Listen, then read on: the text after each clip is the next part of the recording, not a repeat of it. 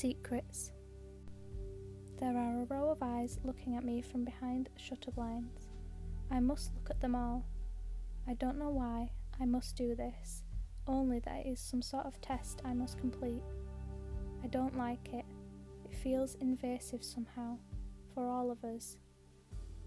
The first set of eyes are young and wide. They look around eagerly, unable to focus on anything, including me.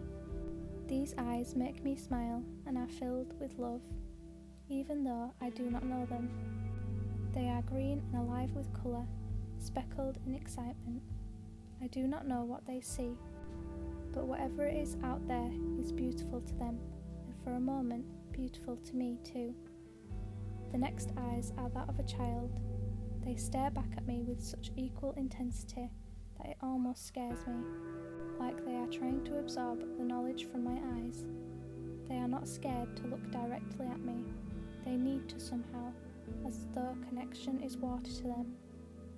I feel a weight upon me as I look at these eyes. I try to keep their gaze, but it is difficult because I have such a fear of failing them. I don't want them to see the heaviness of my eyelids, only the colour, but it is hard to keep them from seeing it all. My eyes have to look away just for a split second, so they do not see all the pain that is within. But something tells me they already know. They can see it all. Determined eyes meet mine next, emerald and searching. They look around before finding my eyes. They narrow with focus as they look at me. I flinch, caught off guard, but manage to return their stare. The eyes look at me with something close to sympathy, and I am suddenly reminded of the wrinkles on my eyelids and the layers of dust beneath them. Don't look at me too long, I want to say. They hold no judgment, only compassion, only love.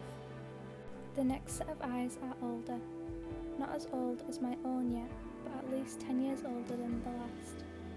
There are a few wrinkles beginning to show, a little heaviness pulling them down, but they look at me directly, as though they have done this many times before. There seems to be more speckles in them. The longer I look at them, the more I see that the speckles are beautiful. The wrinkles, too, are signs that these eyes have lived. These eyes have grown. The eyes seem to smile as they look into mine, and I see my reflection in the white windows. We have both known pain, and therefore we know each other. I feel more connection to these eyes than any of the ones before. Pain overcomes the next eyes, and they are unable to look at me. They look down, tears swimming in the lids. I beckon them to look up. I will not judge you, I think.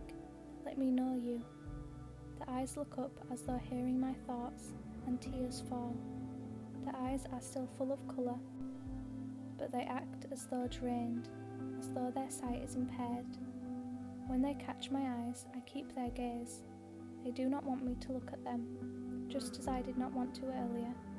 There are too many secrets buried in the black pupils. But we all have secrets. We all have fears. It is okay, I think. You can look at me. Do not feel fear. The eyes seem to relax as they hold my gaze, sensing that everything is okay. We are one and the same.